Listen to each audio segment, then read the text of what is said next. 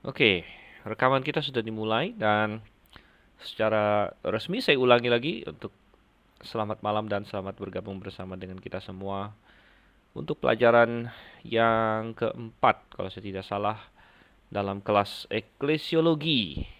Ya, baru kelas yang keempat memang karena sempat ada libur tanggal merah waktu itu 1 hari dan kemudian juga saya sempat sakit selama 2 kali pertemuan. Ya, tapi puji syukur kita bisa berkumpul kembali dan senang untuk melihat semua yang bisa hadir masuk ke dalam kelas kita di sini. Oke, dan um, kita akan melihat diktat kita. Tapi sebelumnya kita bersatu dalam doa terlebih dahulu ya. Mari kita bersatu dalam doa. Bapa di surga, kami mengucap syukur Tuhan untuk kasih setiamu pada kami. Kau kira tolong dan sertai supaya kami semakin paham mengenai suatu konsep yang sangat penting, yaitu konsep tentang eklesia atau jemaat sebagaimana Engkau maksudkan di dalam firman-Mu. Itu yang kami rindukan Tuhan. Kau yang kiranya terangi hati dan pikiran kami agar kami memahami apa yang telah Engkau tuliskan mengenai semua ini. Kami berdoa dalam nama Yesus Kristus saja. Amin. Oke, baik, dan kita melihat di dalam diktat kita, kita sedang masih di awal, jadi kita masih mencoba mendefinisikan apa itu jemaat sebenarnya.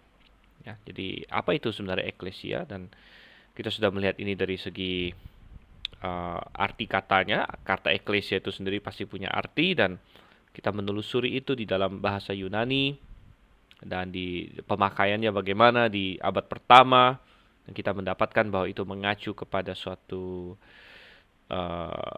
suatu apa ya, perkumpulan, suatu assembly ya, dan itu bisa dipakai secara sekuler, misalnya perkumpulan dewan kota, ya perkumpulan bahkan bahkan orang huru hara berkumpul juga bisa begitu, sebagaimana di Kisah Rasul pasal 19. Jadi suatu perkumpulan, ya. Tetapi ketika kita bicara mengenai eklesiologi, tentu kita bukan mempelajari sembarang eklesia.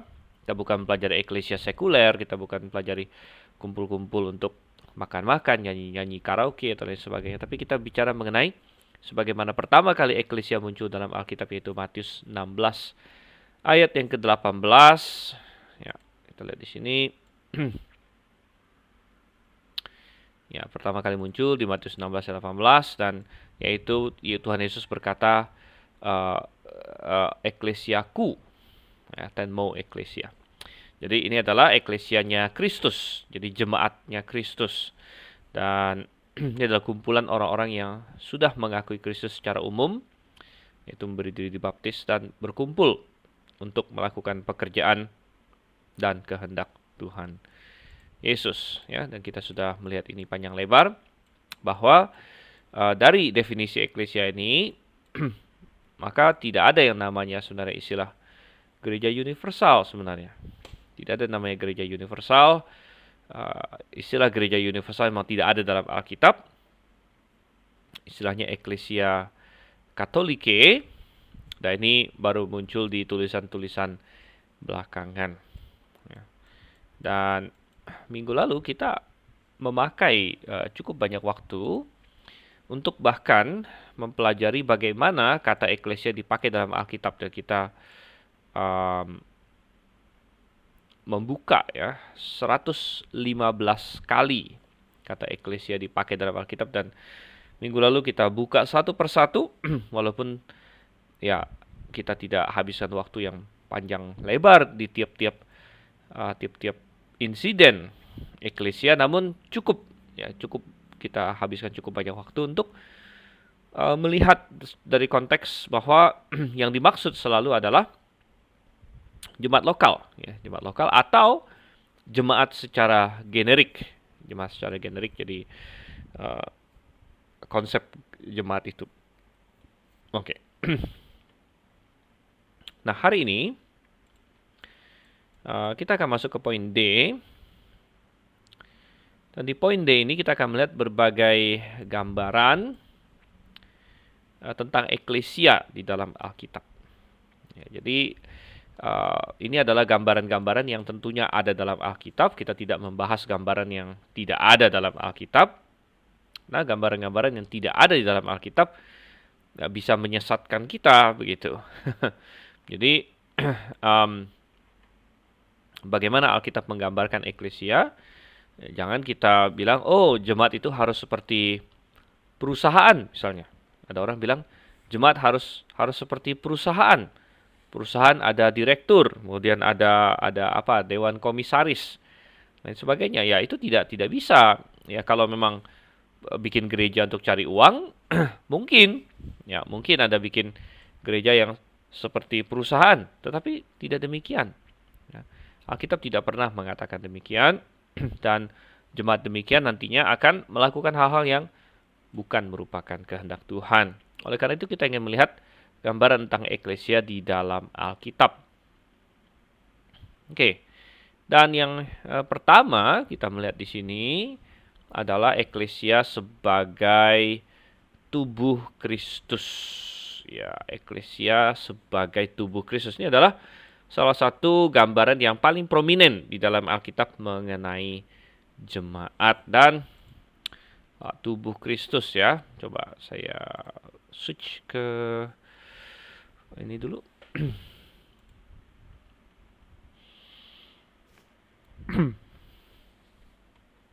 Oke, dan jemaat sebagai tubuh Kristus ya. Ini adalah soma Christo ya dalam bahasa Yunaninya soma Christo, dan kita melihat di sini sebagai soma Christo. Jadi ada beberapa konsep ya mengenai jemaat sebagai tubuh Kristus. Konsepnya apa saja? Ya. Coba saya tuliskan atau saya gambarkan. Coba ya kita lihat di sini. Oke, atau saya tuliskan aja deh. Nggak usah pakai gambar lah ya. Oke. Nah, ada beberapa konsep. Misalnya satu, bahwa yang dimaksud tubuh adalah semua orang percaya di seluruh dunia. Semua orang percaya di seluruh dunia ya. Sehingga konsep jemaatnya adalah jemaat universal yang tidak kelihatan. Jadi universal invisible church. Kemudian ada lagi ya yang dimaksud tubuh adalah katakanlah misalnya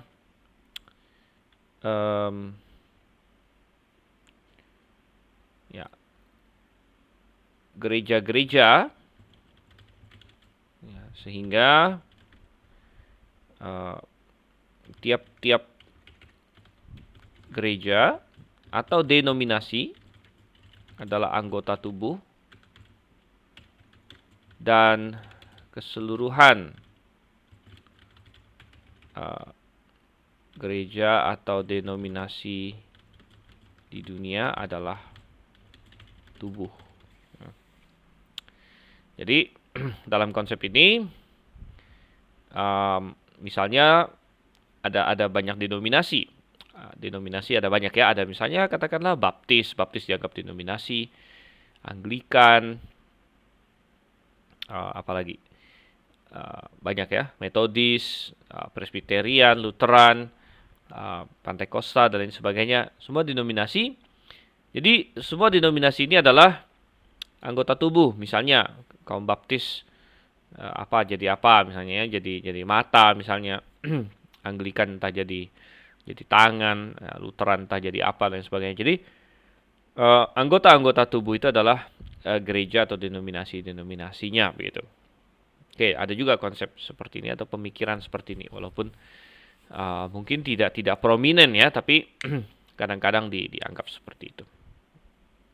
Yang lebih sering adalah yang nomor satu tentunya. Ya. Yang nomor satu itu bahwa tubuh Kristus adalah semua orang percaya di seluruh dunia. Gitu ya. Oke, kemudian kita melihat tiga. Nah, yang dimaksud tubuh adalah jemaat lokal ya, dan individu dalam jemaat lokal adalah anggota tubuh. Sehingga ini adalah konsep jemaat lokal. Oke. Jadi ini adalah beberapa konsep ya. Nah, kita akan lihat di dalam Alkitab. Ya, seperti apa konsep yang ada dalam Alkitab. Oke. Bentar ya.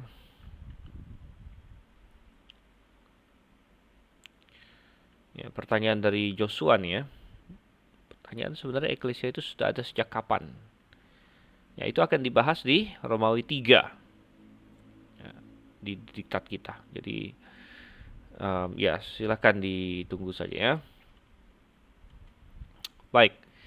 Dan kita melihat di sini kembali ke diktat.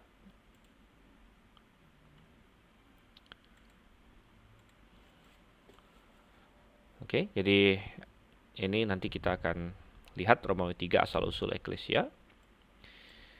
Dan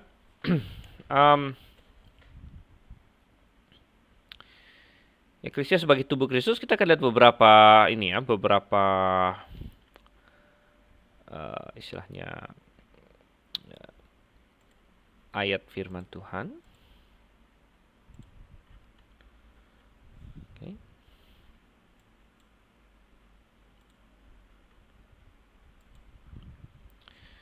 Misalnya dalam Efesus 1 ayat 22. Ya. Efesus 1 ayat 22, dan segala sesuatu telah diletakkannya di bawah kaki Kristus, dan dia telah diberikannya kepada jemaat sebagai kepala dari segala yang ada. Jadi tegas di sini dikatakan bahwa Kristus adalah kepala, dan ayat 23 jemaat yang adalah tubuhnya. Ya, jemaat yang adalah tubuhnya. Jadi jemaat disebut tubuh Kristus, dan pakai kata soma di sini ya. Soma auto, tubuh dia. Yaitu kepenuhan dia yang memenuhi semua dan segala sesuatu. Nah, di sini banyak orang yang berkata, ini adalah gereja universal, katanya ya. Ini adalah gereja universal, mereka sering berkata, karena ya itu diasumsikan saja bahwa ini adalah jemaat universal. Tetapi ingat bahwa surat Efesus didirikan atau dituliskan kepada jemaat yang spesifik, yaitu jemaat apa? Jemaat Efesus. Ya, jadi di pasal 1 di awal sekali ayat 1, dari Paulus rasul Kristus Yesus oleh kehendak Allah kepada orang-orang kudus di Efesus. Jadi surat Efesus ditujukan kepada jemaat yang spesifik, jemaat yang ada di Efesus. Sehingga ketika jemaat ini pertama kali menerima surat ini, lalu mereka membaca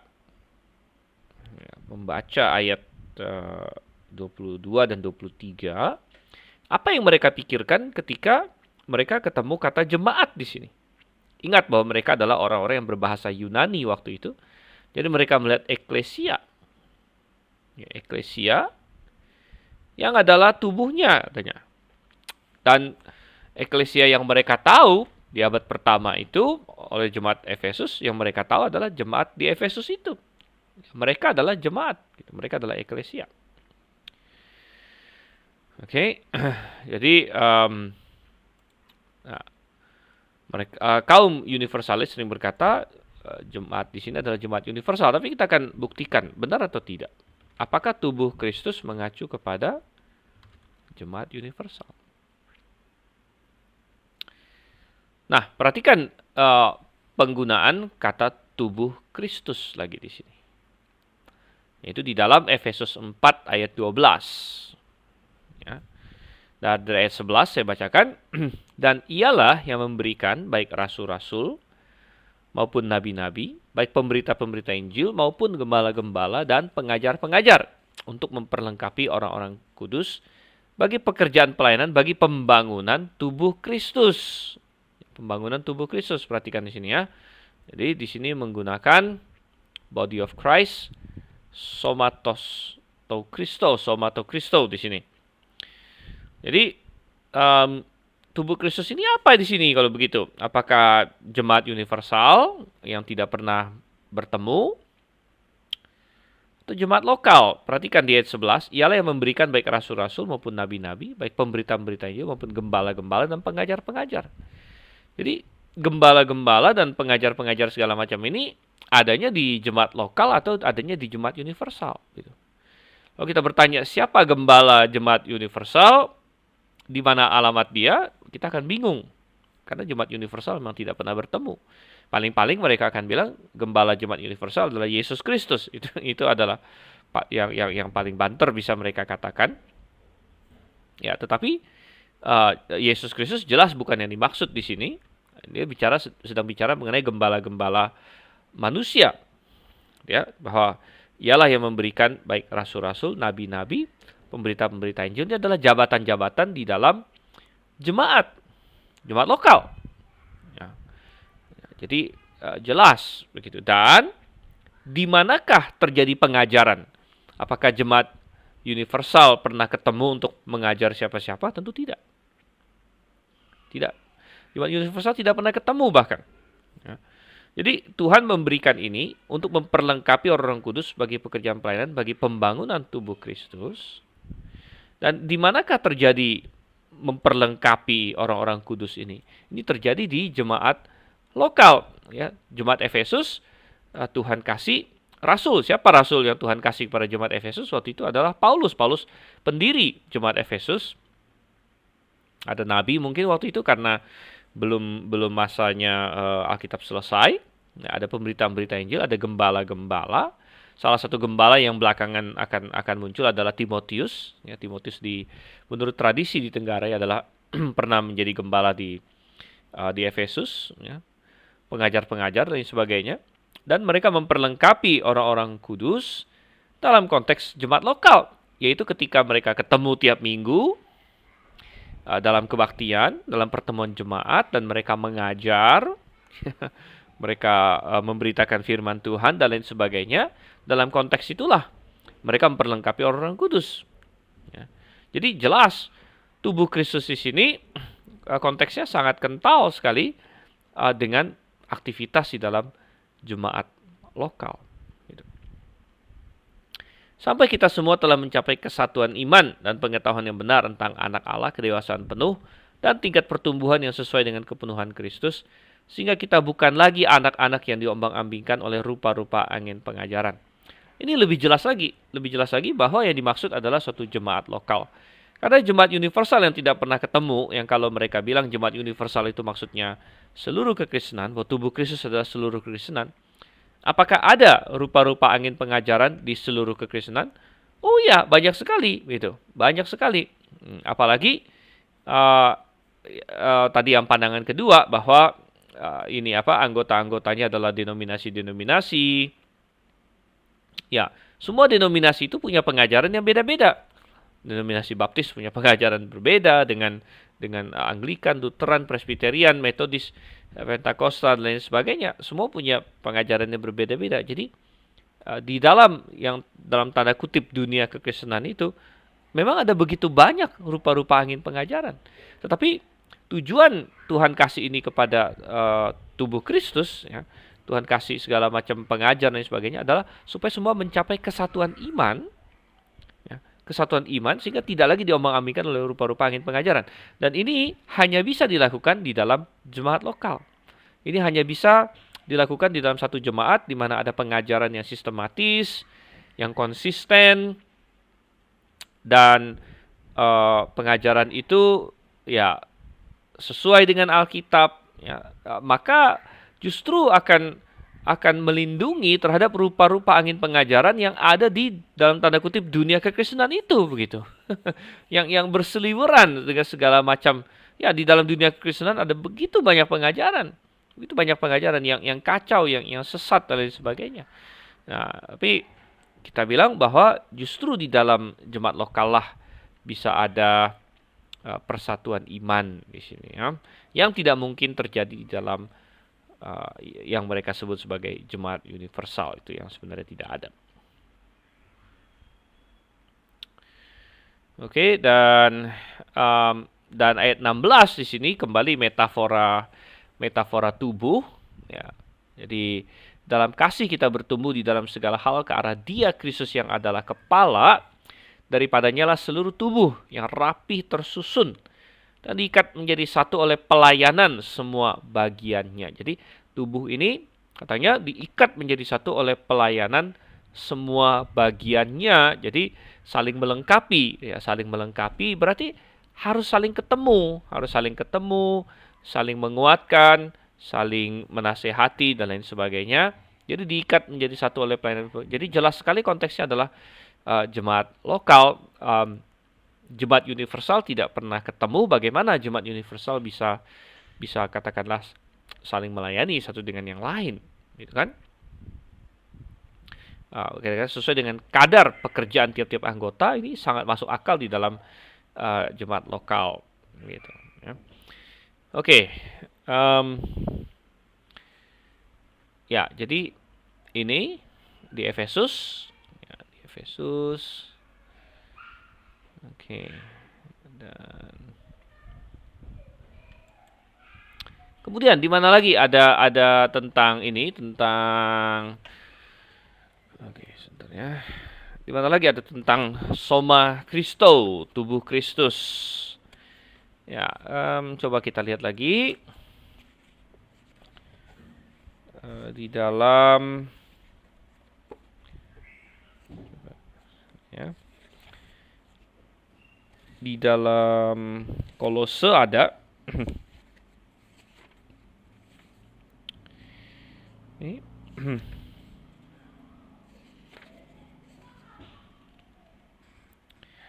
kita lihat Kolose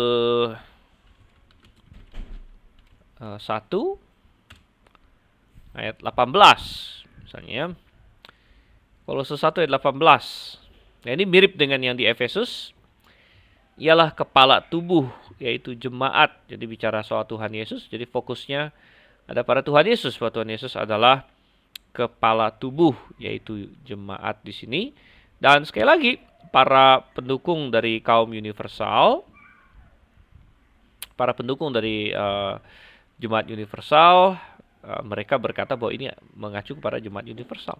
Tetapi ya, kita bilang surat Kolose ditujukan kepada jemaat di Kolose, ya, ditujukan kepada jemaat di Kolose yang kita katakan bahwa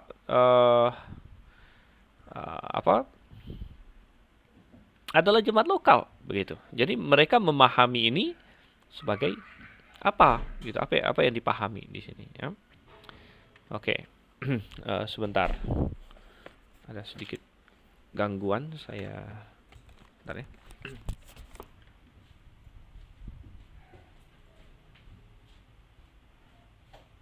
Guys, you guys know that is teaching. Nggak boleh main begitu. Turun.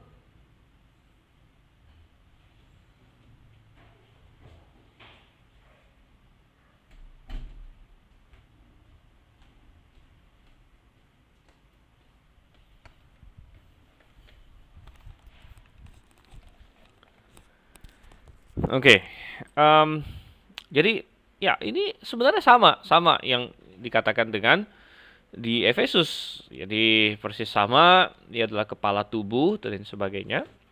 Dan kita sudah melihat tadi di Efesus ya, sangat jelas sekali itu mengacu pada jemaat lokal sebenarnya.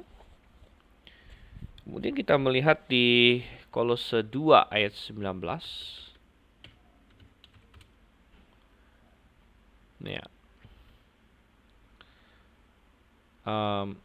Ya ini tidak secara spesifik ini ya. Tidak ada spesifik kata-kata tubuh Kristus, tapi ada gambaran tubuh di sini. Jadi ini bicara mengenai orang yang kacau, dan orang yang kacau ini ya dikatakan orang yang pura-pura merendahkan diri dan beribadah kepada malaikat serta berkanjang pada penglihatan-penglihatan ya. Dan tanpa alasan membesarkan diri, sedang ia tidak berpegang teguh kepada kepala dari mana seluruh tubuh yang ditunjang dan diikat menjadi satu oleh urat. Jadi tidak berpegang teguh pada kepala itu adalah Yesus Kristus di sini ya. Oke. Oke, itu di Efesus dan Kolose. Sebelum kita masuk ke yang lain, saya lihat dulu ada pertanyaan di sini dari Pak Andi. Ya, kelompok universal berdalih di kota Efesus itu ada banyak jemaat di rumah-rumah, sehingga pasti gereja universal, bukan di satu rumah. Bagaimana menjelaskan kepada mereka? Oke, nomor satu, kalaupun memang ada banyak jemaat di Efesus, kalaupun benar ya, walaupun mereka tidak bisa buktikan itu. Tapi katakanlah di jemaat Efesus memang ada beberapa, di kota Efesus, sorry. Katakanlah di kota Efesus ada beberapa jemaat ya. Itu pun tidak masalah, berarti masing-masing jemaat, berarti jemaat di situ dipakai secara generik. Dan memang penggunaan tubuh atau jemaat di sini memang generik. Coba kita lihat tadi di Kolose 1 ayat 18.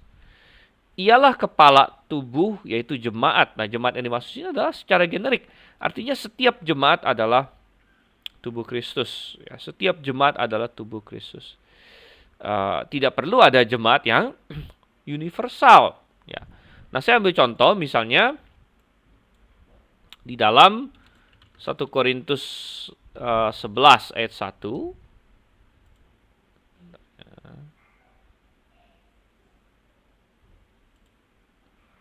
Oke, 1 Korintus 11 misalnya, coba perhatikan di sini. Kepala dari tiap-tiap laki-laki ialah Kristus, begitu. Kepala dari tiap-tiap laki-laki ialah Kristus. Jadi kepala dari laki-laki ialah, kita bisa berkata bahwa kepala dari laki-laki ialah Kristus. Kepala dari laki-laki ialah Kristus. Lalu laki-laki mana yang dimaksud? Ya, semua laki-laki, begitu. Semua laki-laki. Jadi laki-laki di situ dipakai secara generik. Nah, kalau dibilang kepala dari jemaat adalah Kristus, jemaat adalah tubuhnya. Jemaat yang mana yang dimaksud? Ya, semua jemaat, tiap-tiap jemaat, begitu. Ya, tentu kalau Paulus lagi nulis kepada jemaat Efesus, mereka memahaminya, ya mereka jemaat Efesus. Ketika Paulus menulis kepada jemaat Kolose memahaminya, ya mereka jemaat Kolose. Jadi tiap-tiap jemaat bisa memahami itu sebagai dirinya. Ya. Dan kita tidak bisa berkata di sini, kepala dari tiap laki-laki adalah Kristus. Jadi ada laki-laki yang universal, gitu. Tidak, ya. Kepala dari perempuan ialah laki-laki. Oh, berarti ada perempuan universal dan laki-laki universal. Tidak perlu begitu. Ya, jadi kepala dari tiap laki-laki ialah Kristus, katanya. Ya, jadi ini mirip ya, karena hubungannya ada hubungan dengan masalah kepala dan tubuh di sini kan. Nah, jadi suatu gambaran yang sangat mirip di sini. Oke, jadi kita bisa berkata bahwa kalaupun memang benar di Efesus ada banyak jemaat yang tidak bisa mereka buktikan, sebenarnya itu hanya suatu asumsi saja. Ya, ya tetap saja bahwa tiap-tiap jemaat itu adalah tubuh Kristus sebenarnya. Oke, dan kita melihat lagi di sini misalnya muncul lagi ya di ini di 1 Korintus sekarang. Nah, di 1 Korintus ini adalah bagian yang terpanjang Paulus menjabarkan masalah tubuh Kristus. Oke.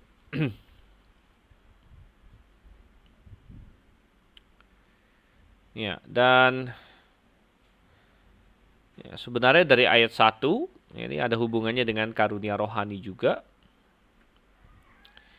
Ada hubungan dengan karunia rohani. Jadi Tuhan berkata melalui Paulus bahwa dia memberikan karunia rohani yang berbeda-beda kepada anggota-anggota jemaat yang berbeda-beda. Dan itu wajar Paulus bilang karena jemaat itu adalah tubuh. Dan tubuh itu tentu punya fungsi yang berbeda-beda anggotanya. Tidak mungkin semuanya anggotanya itu sama persis, gitu ya. Sehingga dia berkata di 12 di sini, karena sama seperti tubuh itu satu dan anggota-anggotanya banyak, ya. Dan segala anggota itu sekalipun banyak merupakan satu tubuh, demikian pula Kristus. Demikian pula Kristus. Jadi ini tidak mendukung jemaat universal, ya. Mungkin ada bilang lah tubuhnya kan satu, gitu. Ya, tubuh satu dalam pengertian di dalam konteks satu jemaat lokal, ya, satu jemaat lokal. Dan pernyataan yang sangat jelas sekali ada di ayat yang ke-27 dan 28. 27 di sini. Ini yang sangat jelas sekali, ya. Jadi ayat 27, 1 Korintus 12 ayat 27, kamu semua adalah tubuh Kristus. Sebenarnya kata kamu semua secara literal ya maksudnya kalian. Nah, yang saya heran memang di Alkitab Bahasa Indonesia kita tidak memakai kata kalian begitu. Atau minimal jarang gitu ya, jarang kita lihat. Ada nggak kalian? Coba saya cek ya. Kalian. Ada nggak? Tidak ada. Buku. Jangan buku. Oke. Words. Mungkin ada kalian. Oh, kalian nggak ada. Ya, oke. Jadi LAI tidak memakai kata kalian sama sekali. Tetapi LAI seringkali kalau yang dimaksud adalah plural, dia memakai kata kamu. Ya, padahal kamu dalam bahasa Indonesia itu mestinya singular ya. Tapi mereka sering memakai kamu maksudnya plural. Dan mereka bedakan kalau singular dia biasa pakai engkau. Jadi engkau atau kau adalah singular dan kamunya jadi plural begitu ya. Yang agak sedikit aneh sebenarnya. Makanya dalam terjemahan Alkitab saya memakai kata kalian. Jadi kamu semua, sudah dia ingin berkata kalian di sini ya, kalian ya dalam KJV di sini now ye itu you yang plural. Kalau dalam masa KJV dia memakai kata ye. Ye are the body of Christ. Ya, sudah kata the di sini juga tidak ada dalam bahasa aslinya. Karena kalau Anda pelajari Yunani dikatakan di ayat 27 sini humeis adalah kalian, de itu dan, jadi dan kalian atau tetapi, ya, tetapi atau dan kalian, st adalah kalian adalah soma Kristo, kalian adalah tubuh Kristus dan tidak ada artikel di sini, jadi bisa juga diterjemahkan ye are a body of Christ, bisa. Jadi kalian adalah tubuh Kristus. Paulus bicara mengenai atau kepada jemaat Korintus. Jemaat Korintus adalah tubuh Kristus. Ya.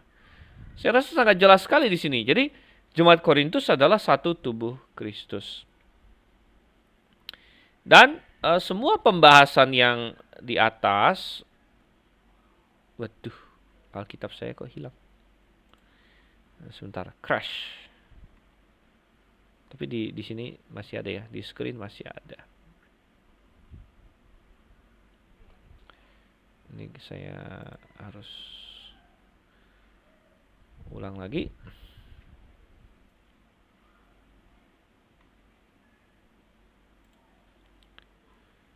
Oke, ya.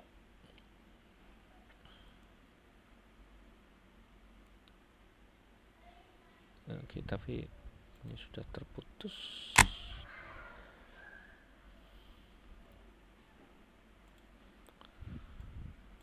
Jadi coba saya ini lagi.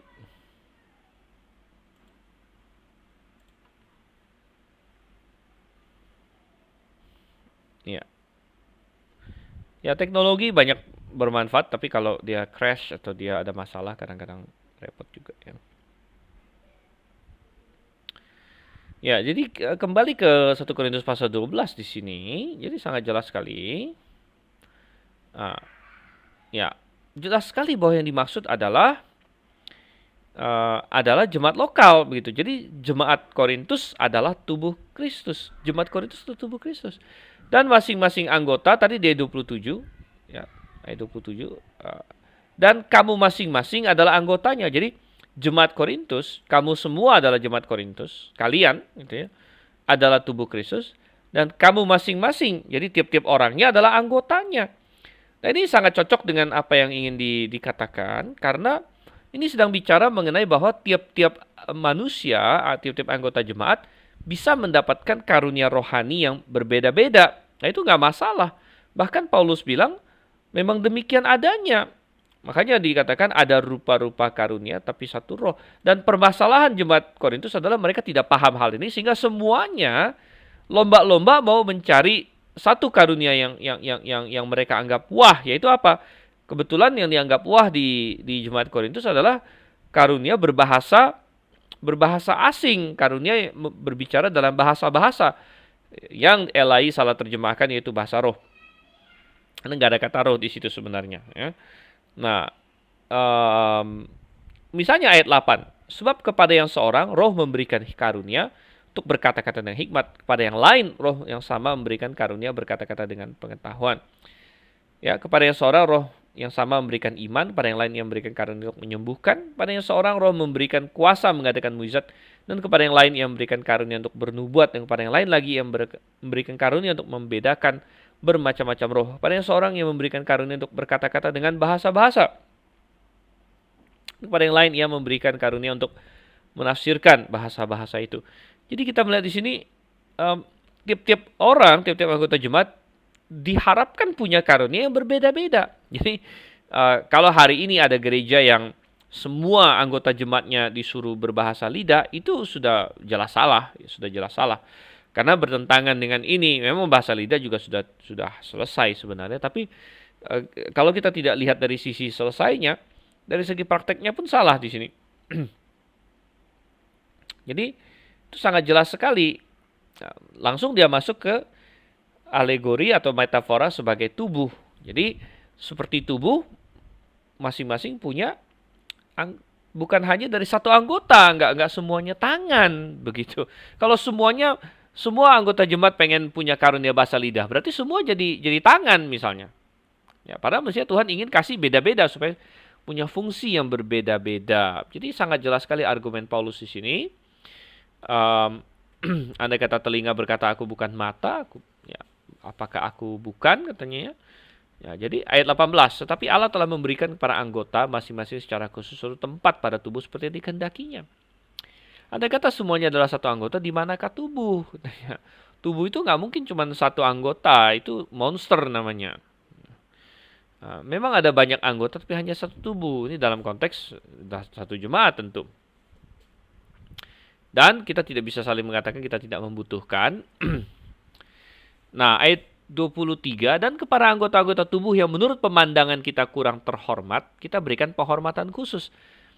Ini tidak masuk akal di dalam jemaat universal, karena dalam jemaat universal bagaimana kita bisa kasih penghormatan khusus kepada orang yang kita bahkan tidak pernah ketemu, tidak pernah lihat, ya, dan tidak masuk akal juga di dalam konsep yang bahwa itu adalah denominasi itulah anggotanya. Sangat tidak cocok di sini, ya, karena ini bicara mengenai di dalam satu jemaat lokal ada anggota yang lemah atau yang kita anggap tidak elok, ya kita berikan perhatian khusus. Lalu dikatakan lagi, ya Allah telah menyusun tubuh kita begitu rupa sehingga kepada anggota-anggota yang tidak mulia diberikan penghormatan khusus, supaya jangan terjadi perpecahan dalam tubuh. Jadi tidak boleh ada perpecahan di dalam jemaat lokal, begitu. Wah, kok kitab saya crash lagi nih, sebentar. Ada sedikit masalah. Jadi crash beberapa kali.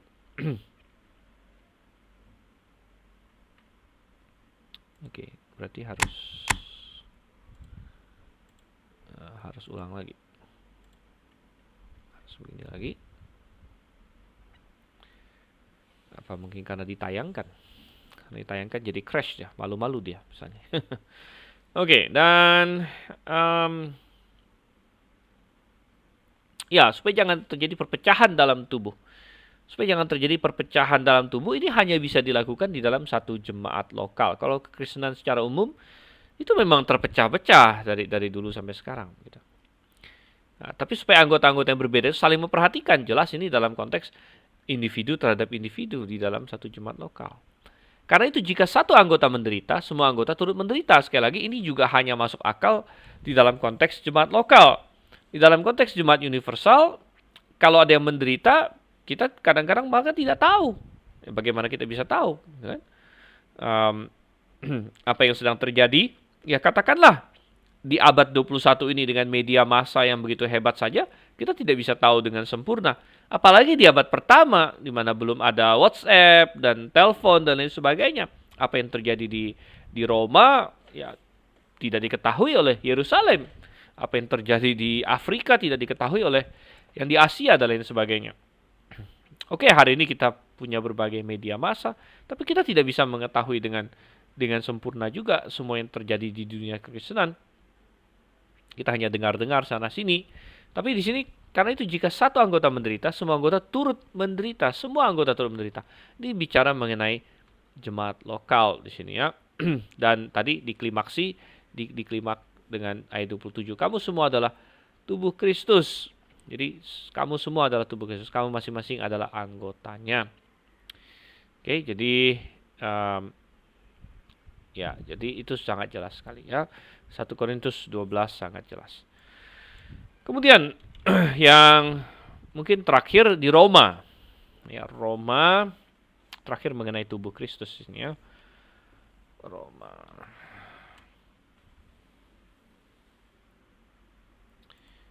Roma 12, sorry. Roma 12. Kita lihat di sini.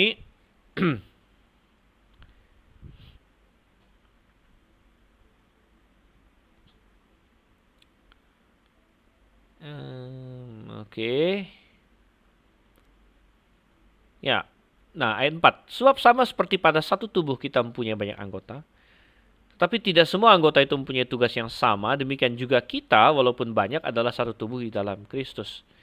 Tapi kita masing-masing adalah anggota yang seorang terhadap yang lain. Nah, ada sebagian orang yang berkata, Paulus menggunakan kata kita di sini. Kita kan berarti termasuk dia, katanya kan. Jadi apakah Paulus satu tubuh dengan jemaat Roma, katanya. Karena jemaat Paulus belum pernah ke jemaat Roma.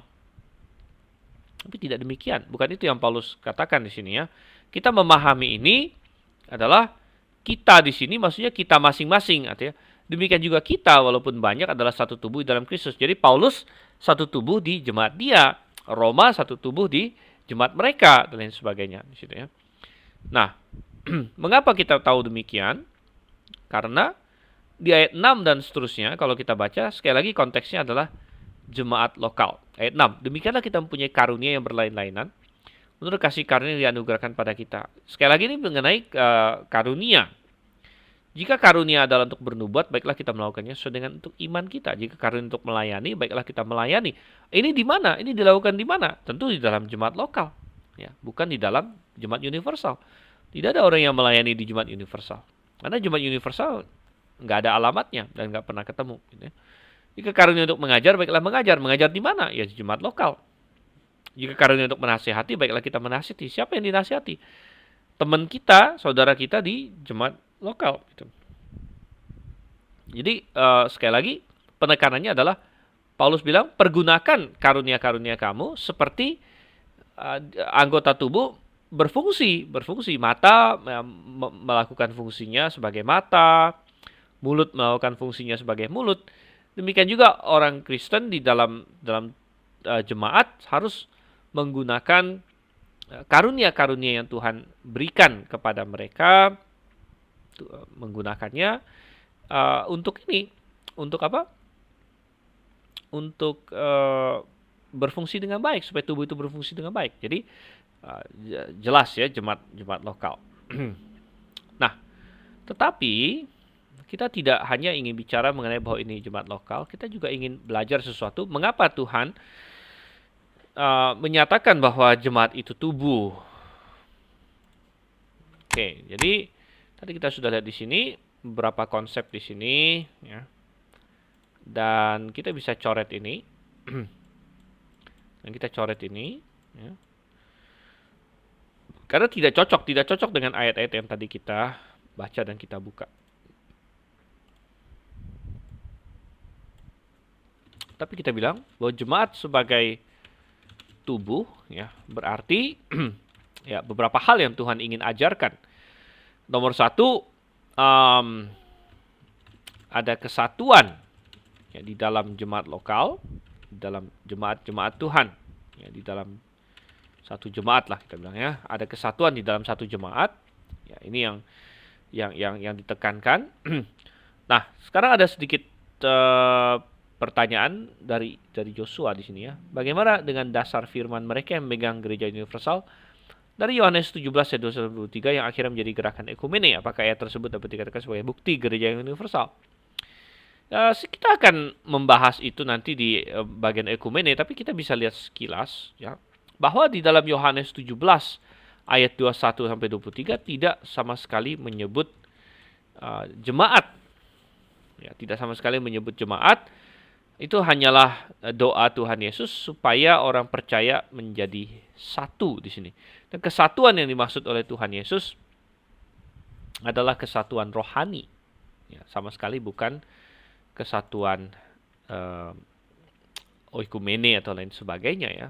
Dan kesatuan yang Tuhan Yesus maksudkan adalah kesatuan di dalam kebenaran. Ya, mengenai gerakan ekumene nanti kita akan lihat. Tapi jemaat sebagai tubuh berarti satu, ada kesatuan di dalam jemaat. Ya, jadi tadi kita baca di Efesus ya. Satu itu berarti apa? Satu iman ya. Satu iman, kedewasaan dan lain sebagainya, ya, satu tujuan, ya, tubuh itu ya. Kemudian jemaat sebagai tubuh juga berarti apa? Berarti bahwa masing-masing anggota punya peran ya, atau karunia. Jadi ini yang ditekankan dengan amat sangat di dalam 1 Korintus dan di dalam Roma, bahwa tiap anggota punya perannya. Ya, Tuhan yang menaruh seseorang di dalam jemaat dan dia memberikan mereka peran. Ya, peran yang penting. Perannya beda-beda. Ya, tidak semua orang berkhotbah. Ya, ada yang menguatkan, ya, ada yang macam-macam, semua yang lain gitu. Jadi memang berjemaat itu bukan hanya berkhotbah, ya, bukan hanya mendengarkan firman Tuhan saja. Berjemaat itu banyak, karena di dalam berjemaat itu masing-masing diperintahkan Tuhan untuk melakukan atau melayani dengan menggunakan karunia yang telah Tuhan berikan kepadanya. Ya, jadi ya pertemuan jemaat adalah tempat kita melayani dan lain sebagainya. Ya, jadi bukan hanya dengar khotbah saja. Begitu. Oleh karena itu tidak ada gereja internet. Ya, hari ini sekarang sedang marak diadakan gereja internet katanya. Nah, di gereja internet jadi ya kita cuman duduk lalu mengikuti streaming misalnya ya. Mengikuti streaming lalu ya nyanyi-nyanyi ikut streaming, kemudian mendengarkan khotbah gitu. Tapi di manakah letaknya bagian tubuh itu kalau begitu? Ya, di manakah letaknya di mana kita ikut menyumbang sesuatu, ya, melakukan tugas kita sebagai salah satu bagian dari tubuh itu. Ya, tidak bisa gitu. Oleh karena itu tidak ada namanya gereja internet. Ya, tidak ada gereja internet. Um, Ya, oleh karena itu jemaat ya sekali lagi adalah perkumpulan. Ya, dia berkumpul, gitu ya. Nah, bisa nggak ada disrupsi-disrupsi? Ya kadang-kadang, misalnya ada penganiayaan, jemaat itu harus ya harus ke bawah tanah, gitu ya, harus ke bawah tanah dan mungkin pertemuan-pertemuan jemaat terganggu, ya. Tapi jemaat akan terus berusaha untuk bertemu, begitu. Ya. Um, dan ya tantangan yang kita hadapi hari ini misalnya pandemi ya bisa saja ada disrupsi dan jemaat untuk suatu waktu yang singkat bisa saja dihalangi untuk bertemu, entah itu karena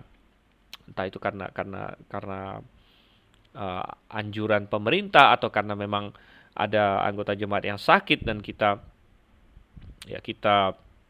tidak bertemu sebentar, tapi uh, itu tidak mungkin dilakukan untuk waktu yang lama, gitu ya. Tidak mungkin dilakukan untuk waktu yang lama. Pastilah hanya sementara saja dan jemaat yang Alkitabiah akan segera mencari cara untuk berkumpul kembali, gitu ya. Untuk mencari cara dan rindu untuk berkumpul kembali, gitu ya.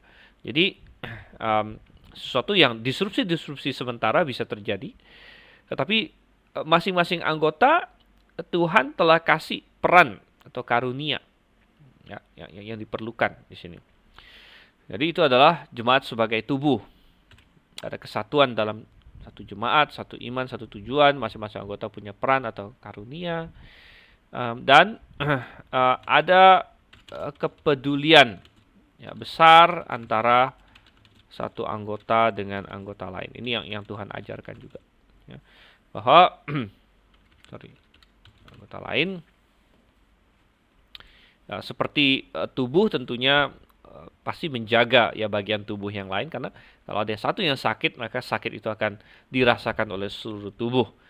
Misalnya kita kepukul palu atau kejatuhan batu di kaki kita misalnya, wow sakit ya, tentu sakit itu dirasakan seluruh tubuh. Nggak mungkin cuma kaki yang sakit kan, lalu tubuh yang lain cuek-cuek aja. Enggak, ya semua tubuh merasakan. Kadang-kadang bisa demam seluruh tubuh bahkan. Ya. Oke. Baik, sekarang sebelum masuk lebih lanjut lagi, saya mengambil pertanyaan dari Evan. Kita tahu menurut tradisi Anabaptis, salah satu syarat seseorang akan diterima menjadi bagian dari eklesia atau jemaat lokal Tuhan adalah dibaptis ulang. Sedangkan Alkitab berkata bahwa apabila seorang telah dilahirbarukan, telah menjadi bagian dari jemaat Tuhan. Alkitab berkata apabila seseorang telah dilahirbarukan, telah menjadi bagian dari jemaat Tuhan. Tidak ada Alkitab bilang begitu. Tidak ada Alkitab berkata bahwa orang yang dilahirbarukan menjadi bagian dari jemaat Tuhan. Tidak ada. Ya. Lahir baru adalah soteriologis. Dia diselamatkan. Ya. Menjadi bagian dari jemaat adalah eklesiologis. Ya, jadi itu beda. Itu menjadi bagian dari jemaat. Ya. Jadi ya bagaimana pendapat Bapak apabila ada argumen yang berkata kaum Anabaptis meletakkan tradisi terus kebenaran Alkitab? Tidak ada. Gitu. Tidak ada Alkitab berkata bahwa orang yang lahir baru menjadi bagian dari jemaat Tuhan. Ya. Nah, kita akan melihat nanti ada beberapa ayat yang kadang-kadang disalahgunakan. Ya, ada ayat yang disalahgunakan, tapi kita akan melihat itu, tapi tidak ada diajarkan demikian sebenarnya. Coba sebentar, saya atur dulu kira-kira kapan kita akan ini ya. Oke. Coba kita lihat di sini. Atau kita lihat dulu deh. Ya, jadi ya coba ya. Kita kembali ke sini. Mungkin saya akan tulis sedikit di sini.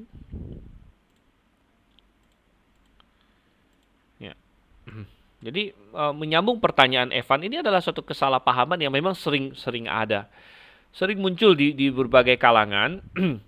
Oleh karena itu saya merasa perlu untuk sedikit ini ya menggalinya lebih dalam lagi.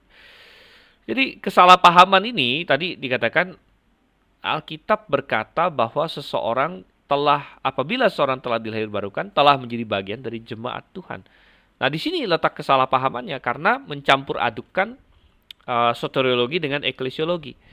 Jadi ketika seseorang diselamatkan, ya, maka dia menjadi bagian dari apa? Dia menjadi anak Allah. Oke, itu ada ayatnya. Yohanes 1:12. Apa?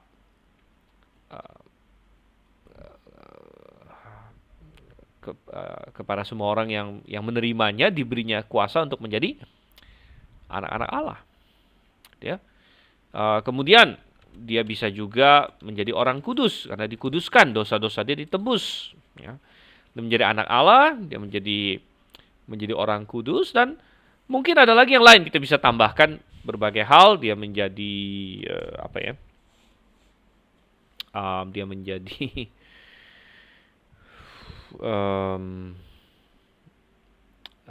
anak Allah, orang kudus, banyak sih titel-titel kita di dalam Yesus Kristus. Kita menjadi ahli waris bersama dengan Kristus, ya banyak semua yang lain. Tapi tidak pernah dikatakan bahwa ketika seorang diselamatkan dia menjadi anggota jemaat gitu. Tidak ada. Ya. Tidak dikatakan demikian. Tetapi ya, ini semua adalah soteriologi. Soteriologis berkaitan dengan keselamatan. Tetapi ketika seseorang ya bergabung dengan jemaat, ya, jadi eklesiologis, maka dia menjadi anggota jemaat. Dan bagaimana cara bergabung dengan jemaat? Bagaimana cara bergabung dengan jemaat? Dan cara bergabung dengan jemaat kita akan lihat adalah dengan baptisan bisa, gitu ya, atau ya diterima oleh jemaat karena dia sudah pernah dibaptis dengan Alkitabiah, gitu ya, di tempat lain mungkin. Ya. Jadi seorang bergabung dengan jemaat ya bisa dengan baptisan, terutama kita akan lihat di dalam nanti kita akan lihat di dalam Kisah Rasul 2 ya ayat 40 bahwa ketika pada hari itu ya mereka dibaptis 3.000 orang dan jumlah mereka bertambah 3.000 jiwa pada hari mereka berdiri dibaptis. Oke, dan nah atau kita bilang orang yang ini yang percaya konsep gereja universal, dia akan mengatakan bahwa inilah jemaat universal. Dia akan bilang, ya konsep ini diklaim sebentar.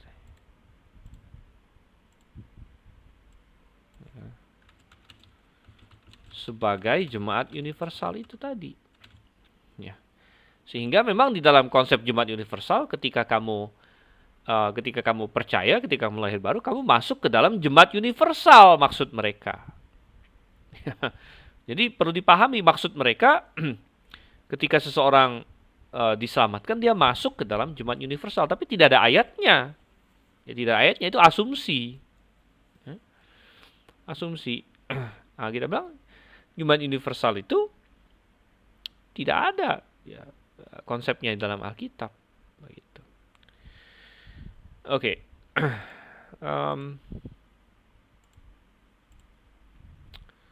Ya kita lihat lagi di sini sekarang.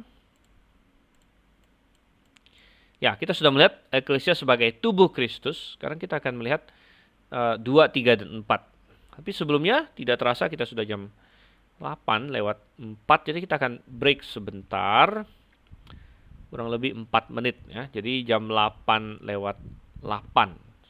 kira-kira kita kembali. Oke, kita break sebentar.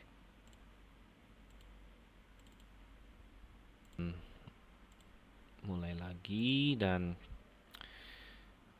moga-moga semua sudah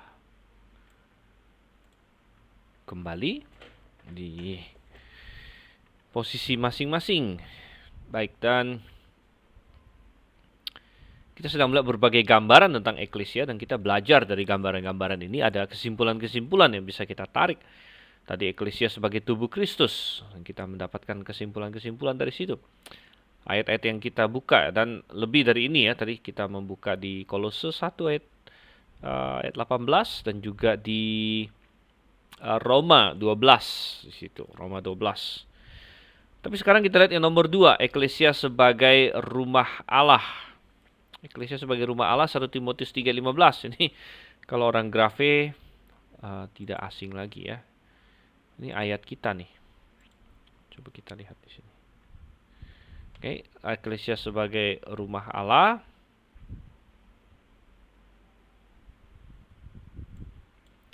Di dalam 1 Timotius 3 ayat 15.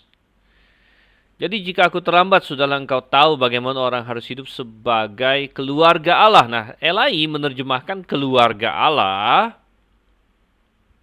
Oke, bisa juga. Tapi house of God, dia memakai kata oikos sebenarnya. Jadi rumah, ya, rumah Allah.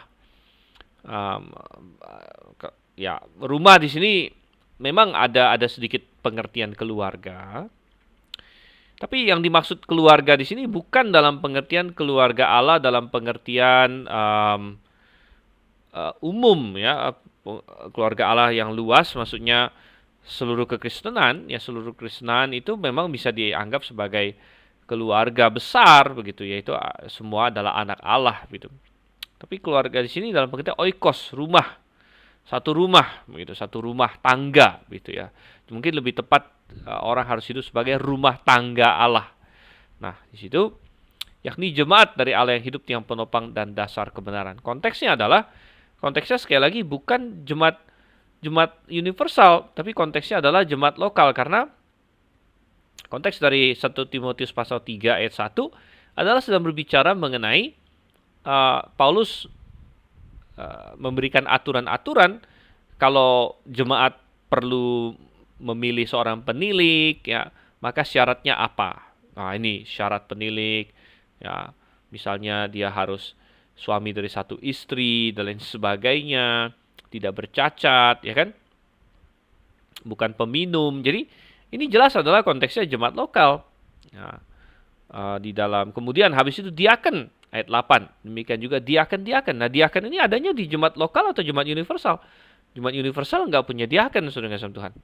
Ya, diaken di mana begitu? Tidak ada. Ini jemaat lokal. Demikian juga diaken-diaken harus orang terhormat dan sebagainya. Nah, dalam konteks itulah Paulus masuk di ayat 14, semuanya itu kutuliskan kepadamu walaupun kuharap segera dapat mengunjungi engkau. Jadi jika aku terlambat, sudahlah engkau tahu bagaimana orang harus hidup sebagai keluarga Allah atau sebagai rumah Allah, rumah tangga Allah. Jadi artinya begini, yang ingin ditekankan di sini adalah satu rumah tangga itu punya aturan-aturan main gitu. Jadi yang dimaksud dengan rumah tangga dalam konteks Paulus, rumah di sini itu adalah rumah di zaman itu, di mana ada kepala keluarganya, kemudian ada anggota-anggota keluarga, tapi kemudian juga ada pelayan-pelayan gitu. Pelayan-pelayan ya semua punya tugas dan fungsi masing-masing dalam rumah yang ini ya, yang terhormat pada waktu itu. Mereka punya mungkin seorang oikonomos atau yang disebut sebagai seorang kepala pelayan, ya, kemudian ada pelayan-pelayan lagi di bawahnya dan lain sebagainya. Jadi suatu rumah yang besar dengan jadi semua orang tahu fungsinya, ya, gimana dan lain sebagainya. Jadi satu jemaat juga demikian. Jadi jemaat adalah diibaratkan suatu rumah yang berfungsi dengan baik, ya. Masing-masing orang ada fungsinya, mirip-mirip dengan tubuh ya. Jadi di sini juga masing-masing orang ada fungsinya, ada aturan-aturan main, begitu. Ini adalah rumah. Jadi Sudahlah engkau tahu bagaimana orang harus hidup sebagai keluarga Allah atau rumah Allah, lebih tepatnya the house of God, ya, yakni ya, jemaat dari Allah yang hidup, tiang penopang dan dasar kebenaran. Dan ini juga ada gambaran yang sangat indah bahwa jemaat adalah tiang penopang dan dasar kebenaran yang tidak saya masukkan di dalam tadi itu. Waduh, kok ini saya sering crash. Alkitab saya crash lagi. Oke.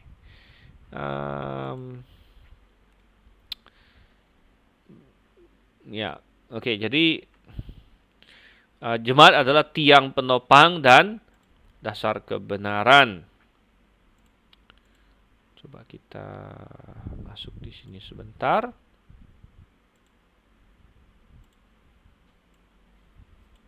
Jadi jemaat sebagai rumah, ya, oikos, rumah Allah. Sebentar.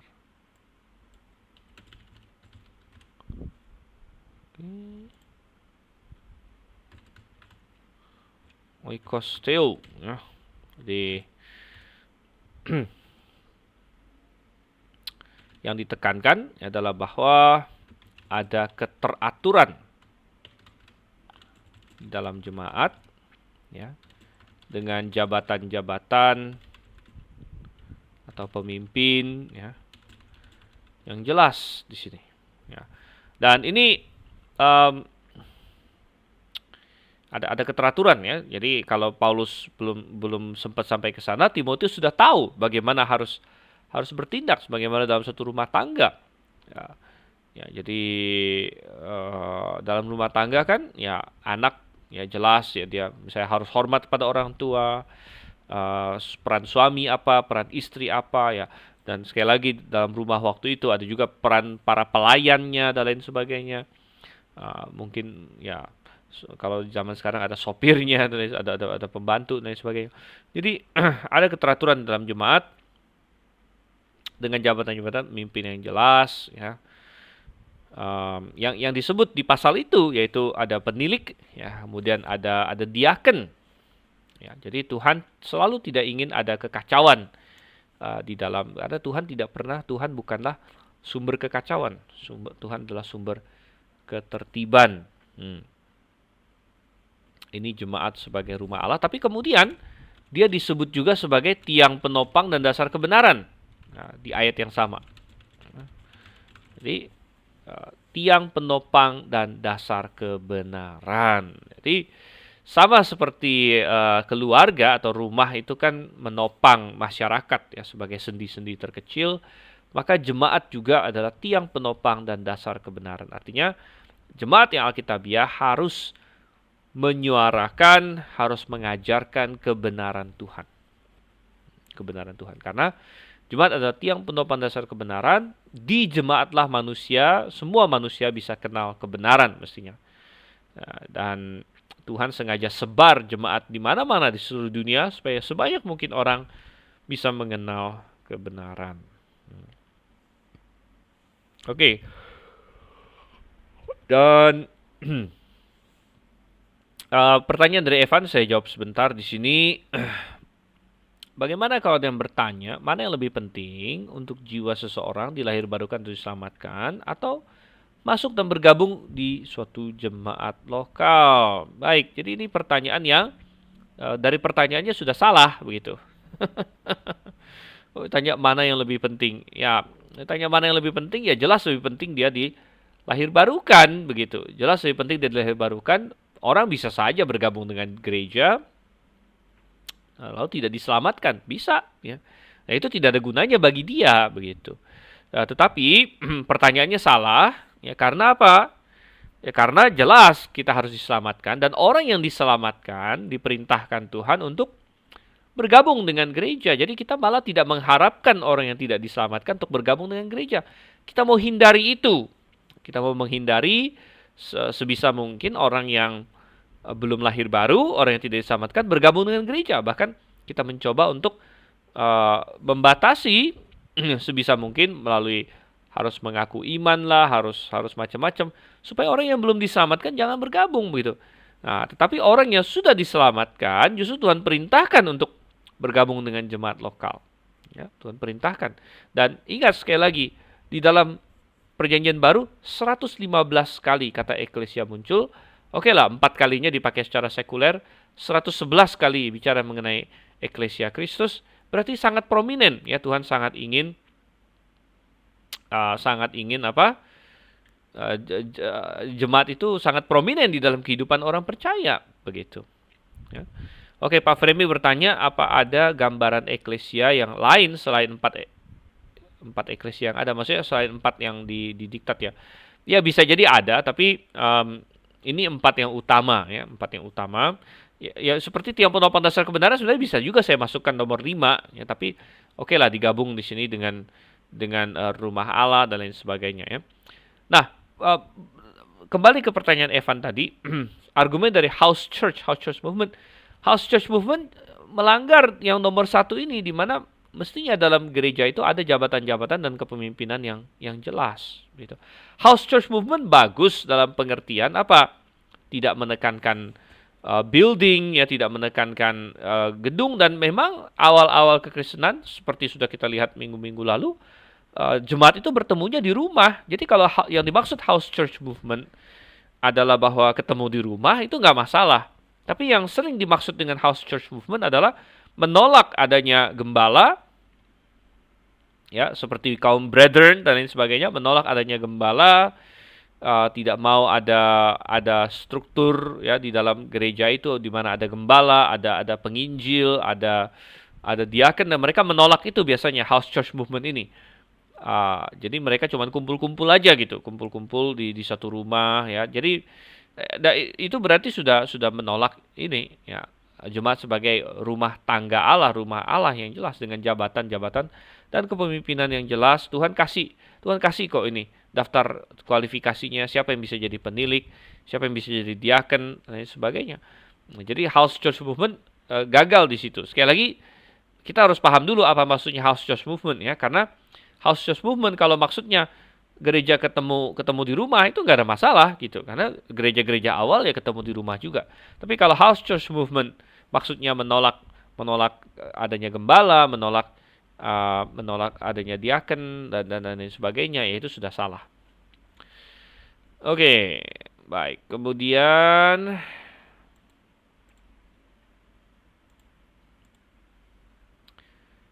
kita lihat lagi di sini. Ya. Jemaat sebagai mempelai Kristus. Oke, ini juga gambaran. Ya, jemaat sebagai mempelai Kristus. Dan itu ada di Efesus 5 ayat 22 misalnya. Dan di sini dikatakan, hai istri, tunduklah kepada suamimu seperti kepada Tuhan.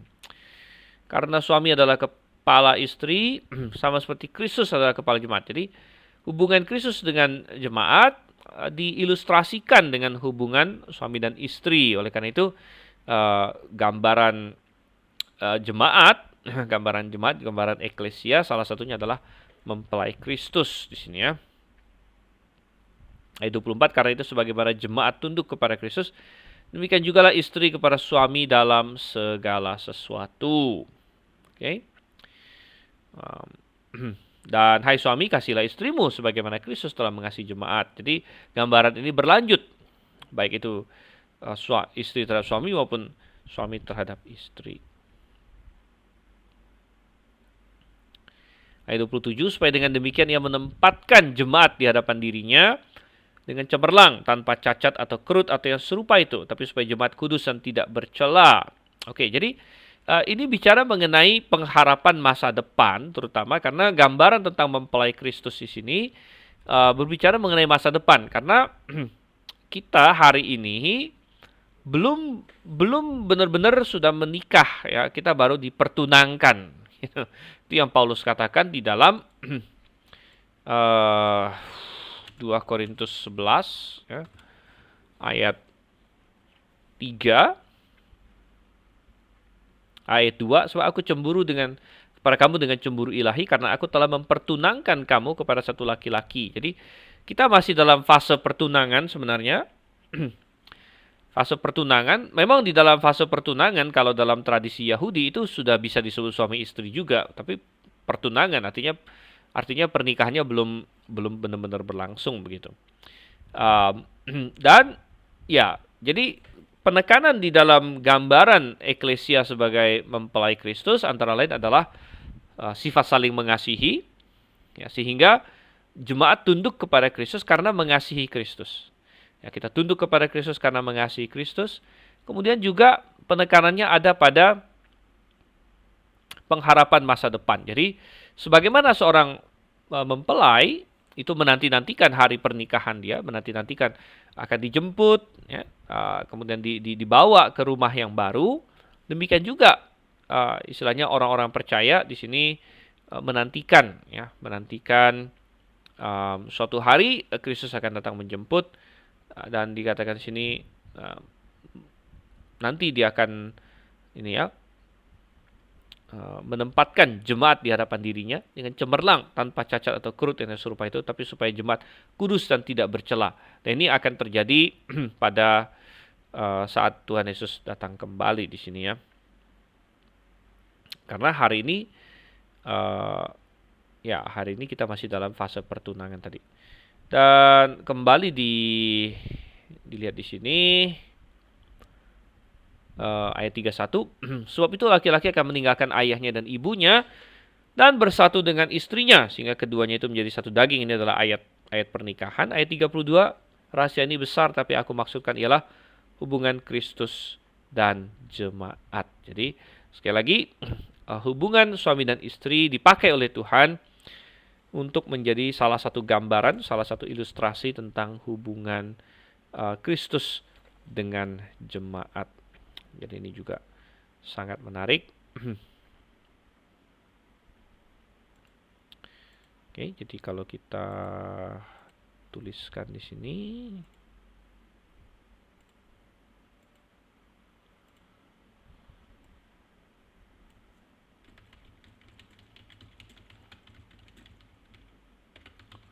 Mempelai Kristus, ya kita melihat di sini menekankan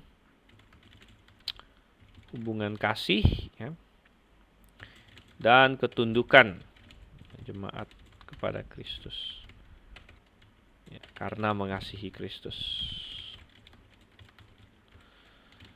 Oke, kemudian juga pengharapan. Ya, pengharapan orang-orang percaya akan dijemput, ya, oleh Kristus,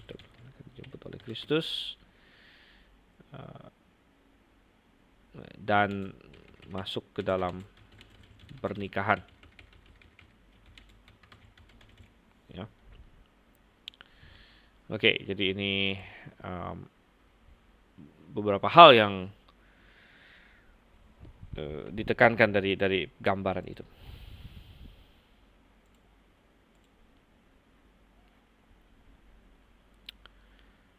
Oke, kemudian kita melihat lagi poin nomor 4 sekarang, ya, eklesia sebagai bait Roh Kudus, sebagai bait Roh Kudus. Dan ini ada di 1 Korintus 3 ayat 16. Coba kita lihat.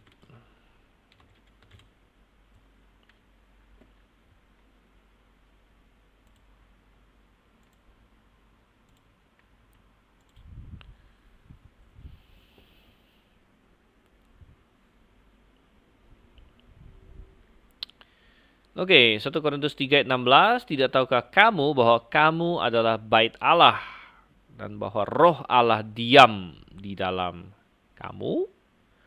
Roh Allah diam di dalam kamu. Dan ya, sekali lagi di sini kalau kita tidak melihat dengan teliti ke bahasa aslinya, ya kita tidak mendapatkan secara mendetil apa yang Tuhan ingin katakan di sini. Terutama karena sekali lagi di bahasa Indonesia LAI entah kenapa bentuk orang kedua jamak yang mestinya kalian, itu dia terjemahkan kamu juga di sini, sehingga orang kalau tidak awas, kamu di sini dianggap personal.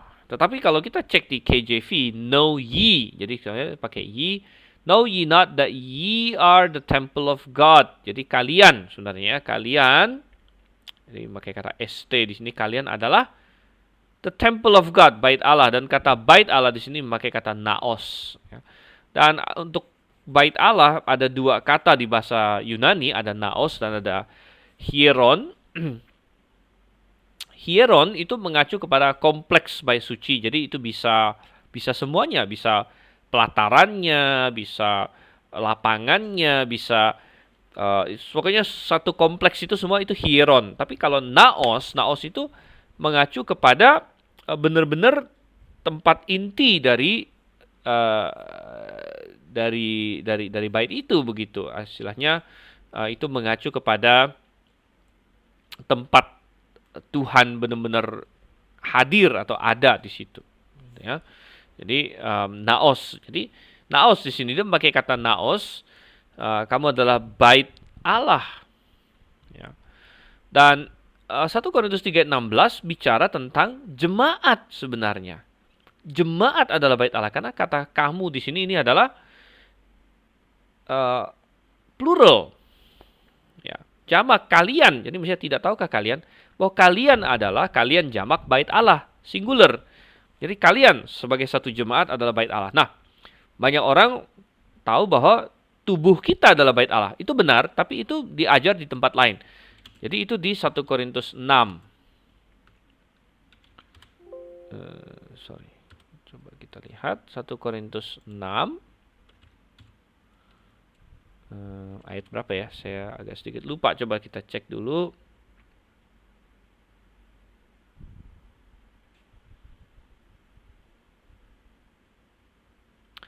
Oke, ayat 15 misalnya, ya.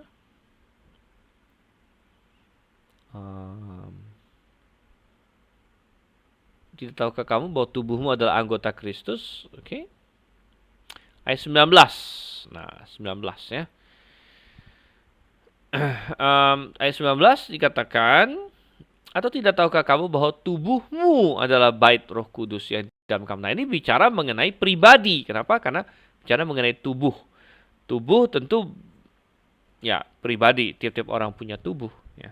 Tubuhmu adalah bait Roh Kudus. Jadi penekanan di 1 Korintus 6 ayat 19 adalah tiap-tiap orang percaya adalah bait Roh Kudus, bait Allah. Tetapi penekanan di 1 Korintus 3 itu beda. Penekanannya adalah sebagai satu jemaat adalah bait Roh Kudus. Jadi Roh Kudus diam di dalam jemaat. Ya, diam di dalam jemaat sama seperti Roh Kudus diam di dalam tiap-tiap orang percaya. Gitu, tiap-tiap orang percaya. Jadi ini juga menjadi suatu suatu hal yang sangat penting, sangat menarik. Ya, coba saya lihat di sini. Ada satu lagi ayat. Yaitu tadi Efesus 2. Efesus 2 ayat 21 dan 22. Oke. Baik, dan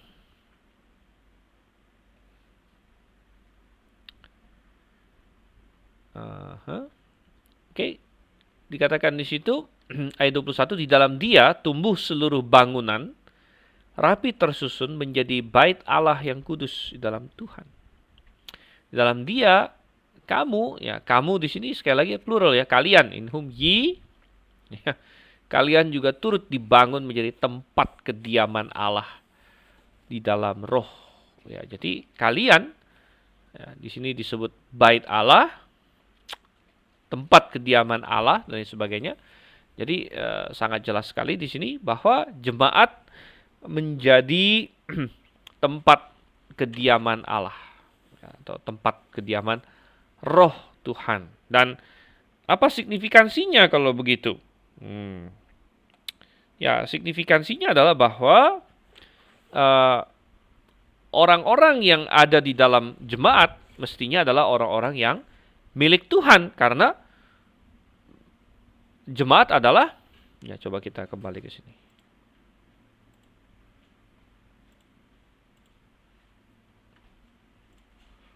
Oke.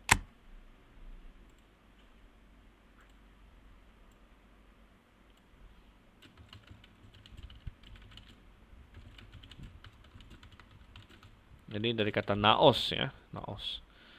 Bait Roh Kudus atau bait Allah, Theo.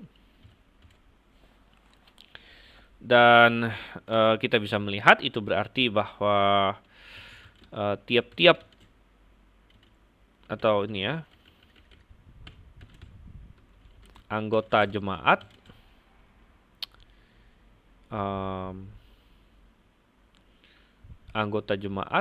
ya, mestinya memiliki Roh Kudus atau sudah diselamatkan.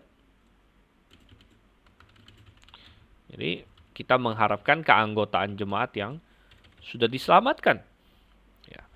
Bisakah ada yang kadang-kadang tidak diselamatkan lolos? Bisa, tapi jemaat harus meminimalisir itu sebenarnya, minimalisir, karena jemaat itu adalah bait Roh Kudus. Jadi adalah umat Allah begitu, umat Roh Kudus. Tapi selain itu, ya kita bisa melihat ada beberapa hal lain lagi. Ya. Jadi antara lain dikatakan jemaat sebagai bait Roh Kudus berarti juga ya jemaat adalah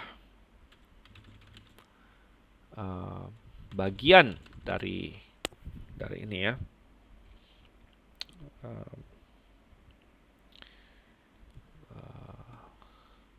penyembahan orang percaya.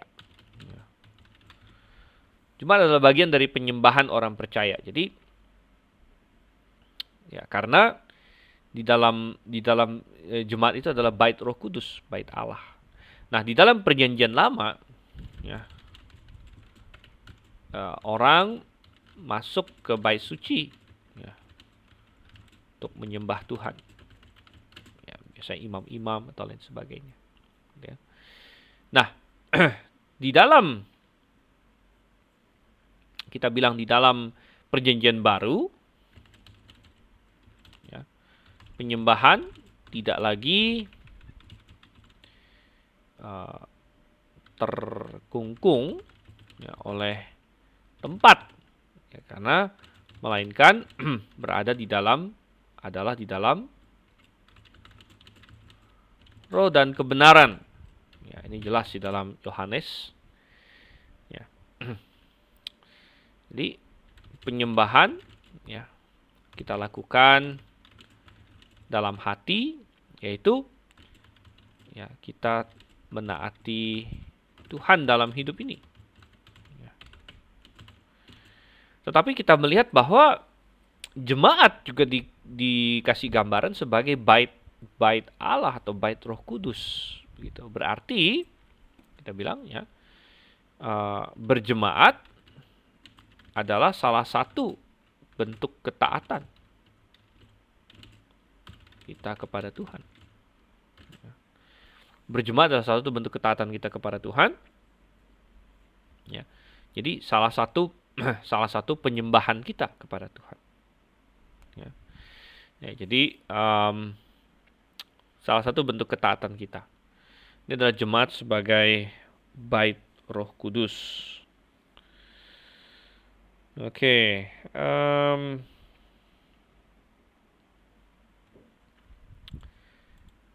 Ya.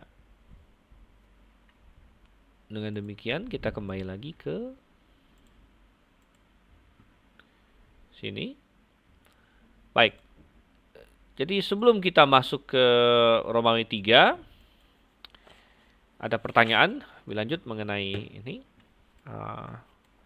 Gambaran eklesia sini. Walaupun hanya 4 poin, tapi kita membahasnya dengan lumayan panjang lebar. Dan kita akan masuk ke Romawi 3 bentar lagi, asal usul dari eklesia. Jadi kapan eklesia dimulai? Ini ada kaitannya dengan pertanyaan tadi juga. Pertanyaan siapa tadi itu? Pertanyaan Joshua ya. Ya.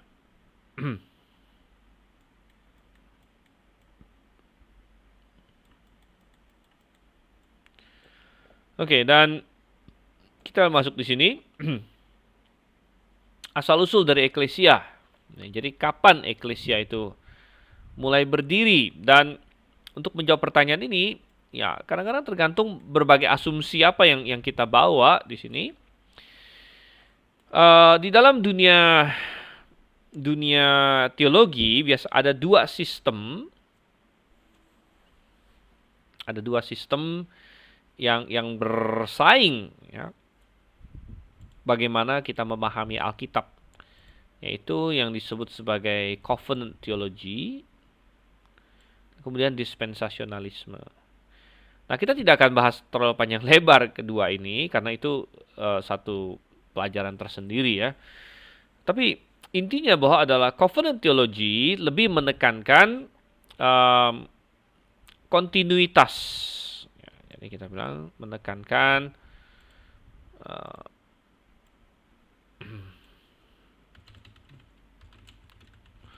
kontinuitas dari zaman ke zaman.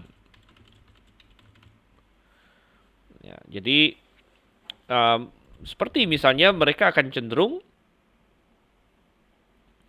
melihat bahwa Israel dengan gereja itu sebenarnya sama. Ya, Israel dengan gereja itu sama, sehingga mereka akan berkata bahwa jemaat sudah ada sejak di Perjanjian Lama.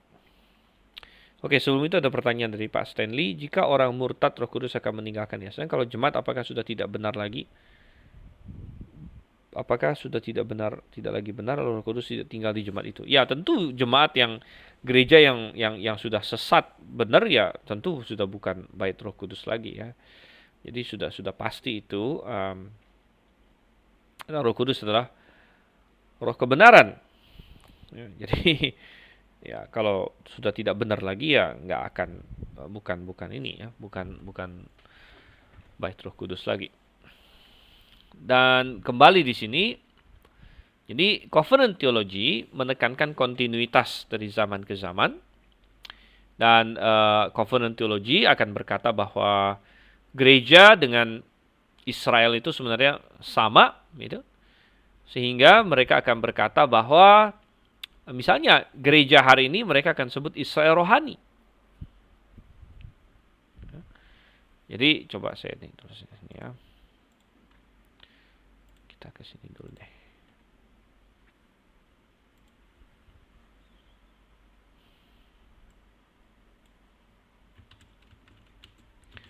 Dalam covenant theology, jemaat hari ini akan dianggap sebagai Israel rohani. Israel di zaman dulu bisa disebut jemaat juga, begitu.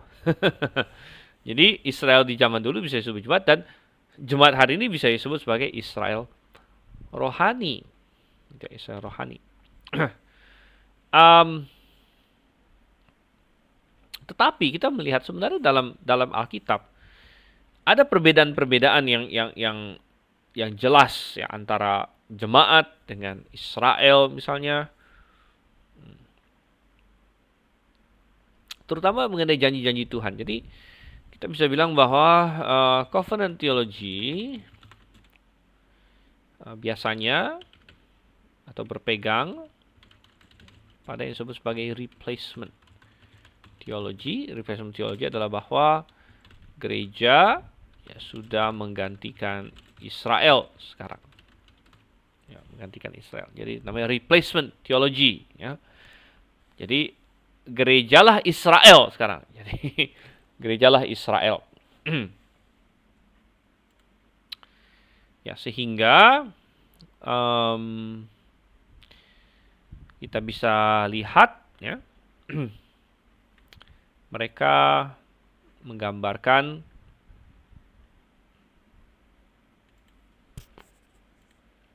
kalau saya kasih ilustrasi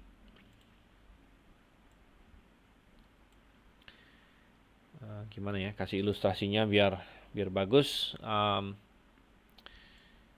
Misalnya ini adalah Israel, kan? Ya, adalah Israel dan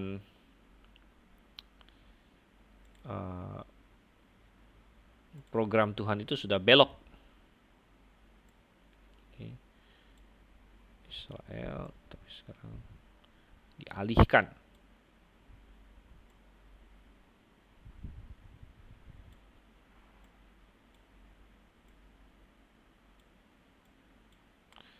Ya, jadi tadinya ini Israel, ya sekarang Israel diganti gitu, diganti ke jemaat, ya ke gereja. Ya,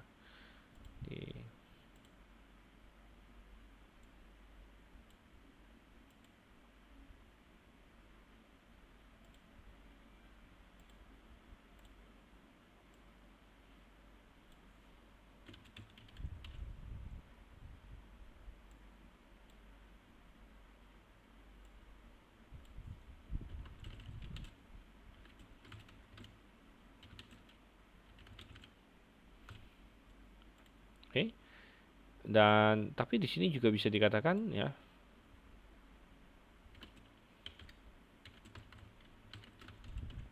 Jemaat PL juga begitu. Oke, jadi ini adalah covenant theology. Tetapi kita melihat dalam Alkitab bahwa gereja itu tidak pernah disebut sebagai Israel rohani sebenarnya. Tidak ada. Dan itu masih dibedakan. Sebagai contoh, salah satu yang paling jelas sekali ada di dalam, oke, katakanlah misalnya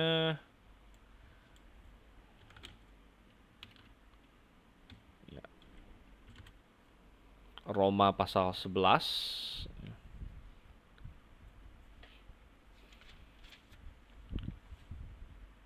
Roma pasal 11.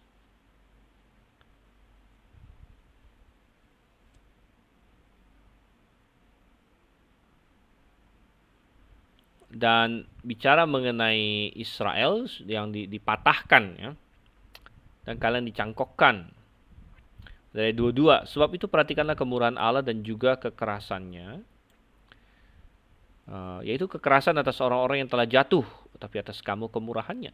Yaitu jika kamu tetap dalam kemurahannya. Jika tidak kamu pun akan dipotong juga. Tapi mereka pun akan dicangkokkan kembali jika mereka tidak tetap dalam ketidakpercayaan mereka. Sebab Allah berkuasa untuk mencangkokkan mereka kembali. Sebab jika kamu telah dipotong sebagai cabang dari pohon zaitun liar, dan bertentangan dengan keadaanmu itu, kamu telah dicangkokkan pada pohon zaitun sejati, terlebih lagi mereka ini, yang menurut asal mereka akan dicangkokkan pada pohon zaitun mereka sendiri. Jadi, Paulus menubuatkan Israel akan kembali gitu. Sebab saudara-saudara, supaya kamu jangan menganggap dirimu pandai, aku mau agar kamu mengetahui rahasia ini. Sebagian dari Israel telah menjadi tegar. Jadi Israel tetap dibedakan dengan jemaat. Sini ya. Sampai jumlah yang penuh dari bangsa-bangsa lain telah masuk. Dengan jalan demikian, seluruh Israel akan diselamatkan. Seperti yang tertulis, dari Sion akan datang penebus. Ia akan menyingkirkan segala kefasikan daripada Yakub. Ya, Yakub, Israel, sini jelas. Ya, dan jelas ini bukan bicara mengenai jemaat. Karena di ayat 28 dikatakan mengenai Injil mereka adalah seteru Allah oleh karena kamu. Tapi mengenai pilihan mereka adalah kekasih Allah oleh karena nenek moyang. Ya, jadi sangat jelas sekali di sini bahwa Israel masih punya masa depan. Ya, masih ada program. Nah ini semua untuk mengatakan kalau kita balik lagi ke diktat di sini.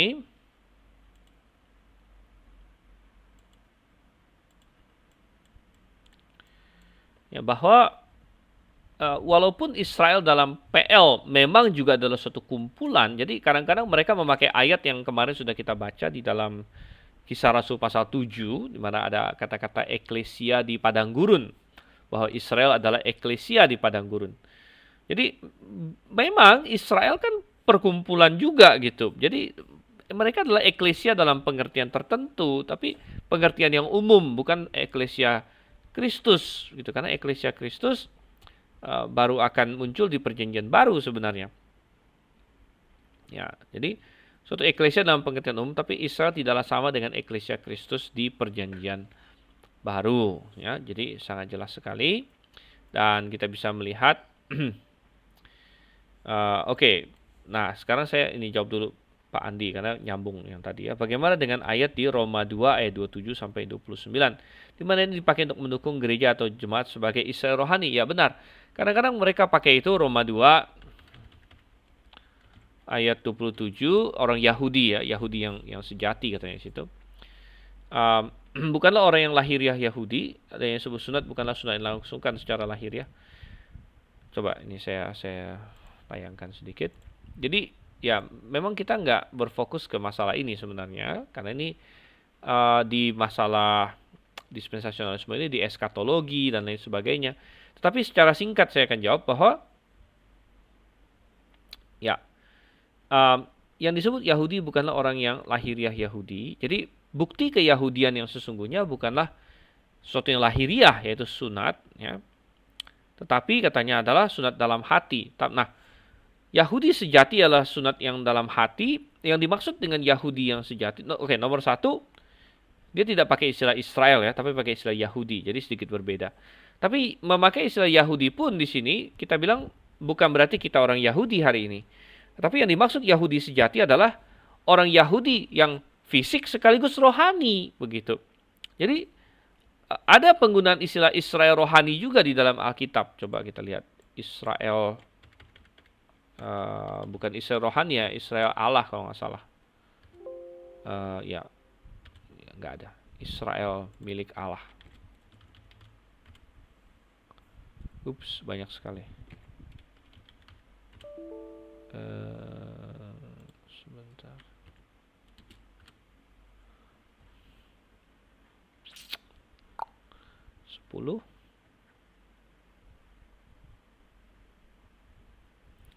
Ini Galatia 6 ayat 16 ya. Galatia 6 ayat 16, dan semua orang yang memberi dirinya dipimpin oleh patokan ini, turunlah kiranya damai sejahtera dan rahmat atas mereka dan atas Israel milik Allah. Jadi ada Israel of God, ini adalah yang paling dekat ke istilah Israel rohani, tapi Israel milik Allah ini mengacu pada orang Israel yang percaya Yesus. Misalnya siapa? Paulus, Yohanes ya. Jadi, nah demikian juga dengan Yahudi yang sejati. Yahudi yang sejati adalah Yahudi yang percaya Yesus di sini. Ya, sekali lagi contohnya seperti Paulus dan sebagainya. Jadi bukan mengacu kepada orang non-Yahudi sebenarnya. Gitu. Oke, tapi argumen-argumennya secara lebih panjang lebar itu bisa dilihat di ini ya, di tempat lain. Oke, dan kembali ke sini.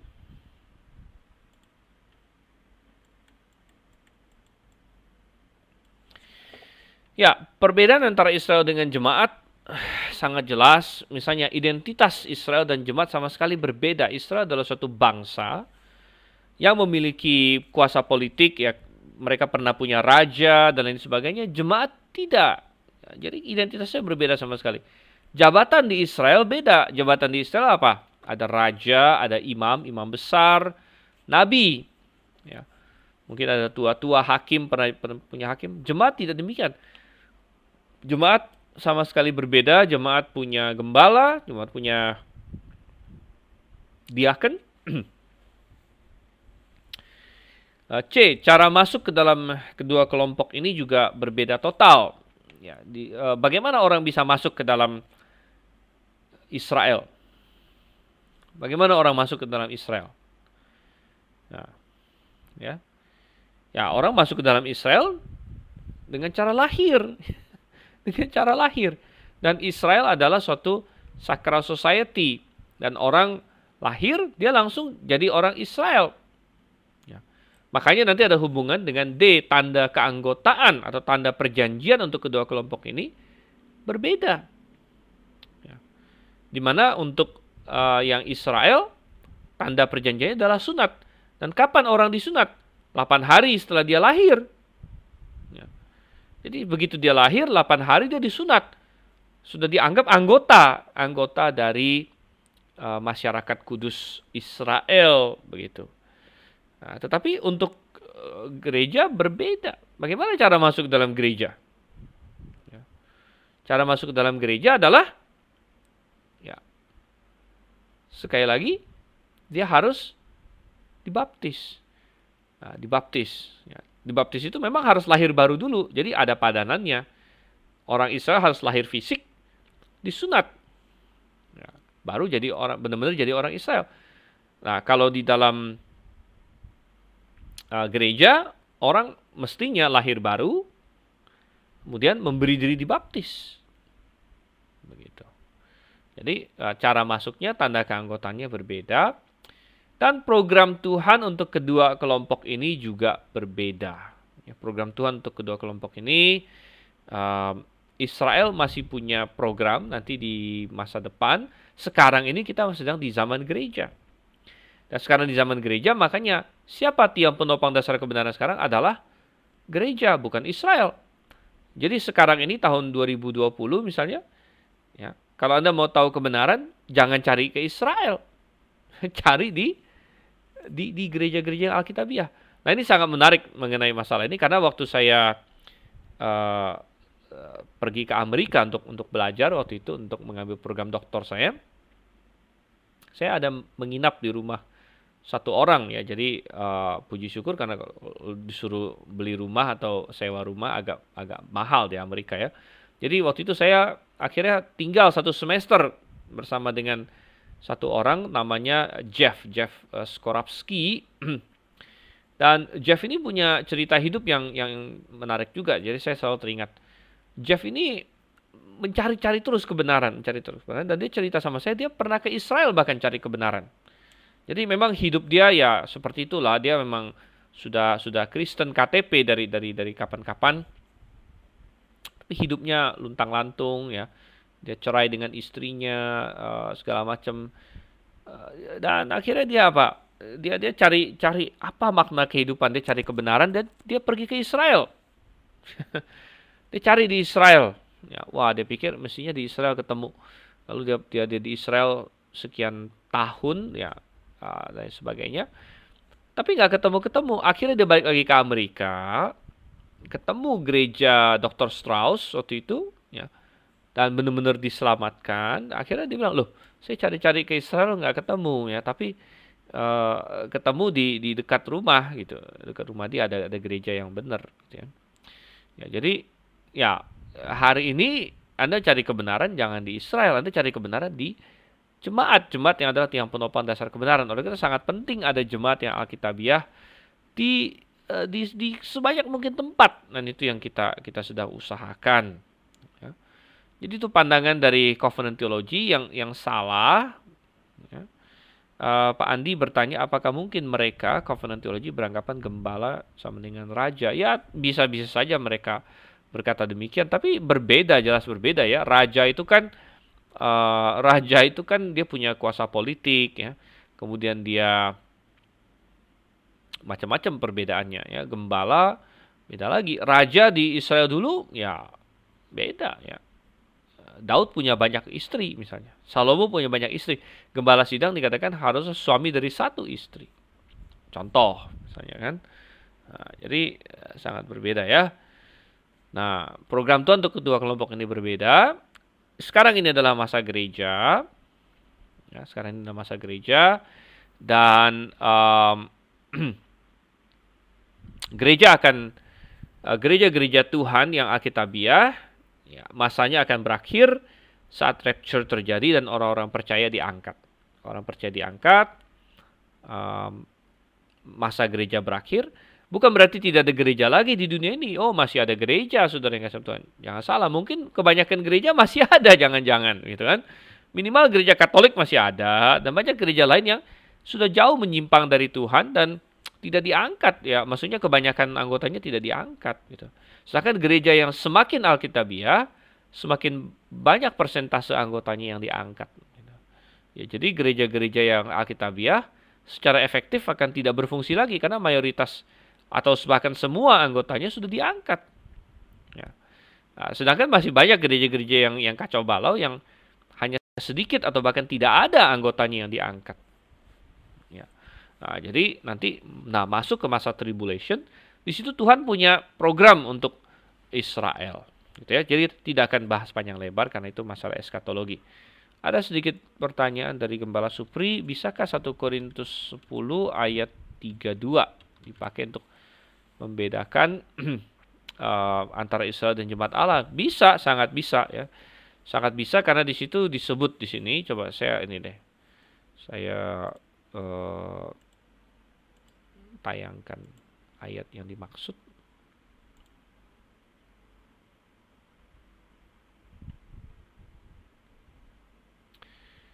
Oke, 1 Korintus 10 ayat 32. Janganlah kamu menimbulkan syak dalam hati orang, baik orang Yahudi maupun orang Yunani maupun jemaat Allah. Gitu. Jadi jemaat Allah dengan orang Yahudi tetap dibedakan di sini ya.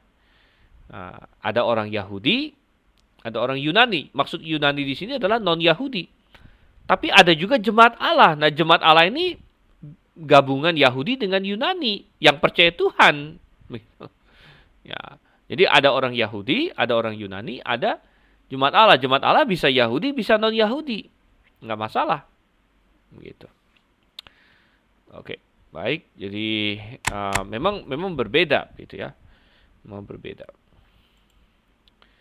Oke, nah kalau pandangan covenant theology salah, maka pandangan dispensasionalisme apa? Nah, dispensasionalisme banyak, tapi yang paling populer adalah bahwa jemaat dimulai hari Pentakosta. Tapi kita akan lihat ini juga salah. Gitu ya. Ini juga salah, walaupun lebih benar dari covenant theology, artinya salahnya tidak separah covenant theology, tapi tetap kurang tepat. Ya, kurang tepat.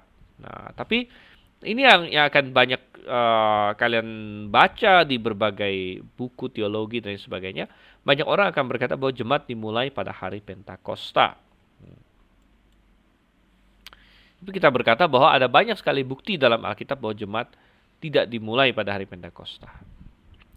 Oke, tapi bukti-buktinya apa? Saya rasa kita akan bahas itu minggu depan karena waktu kita sudah habis dan agak sedikit tanggung. Kita masuk ke sini. Jadi kalau ada pertanyaan silakan, pertanyaan-pertanyaan terakhir sebelum kita tutup. Ya, jadi kita akan lanjutkan itu minggu depan.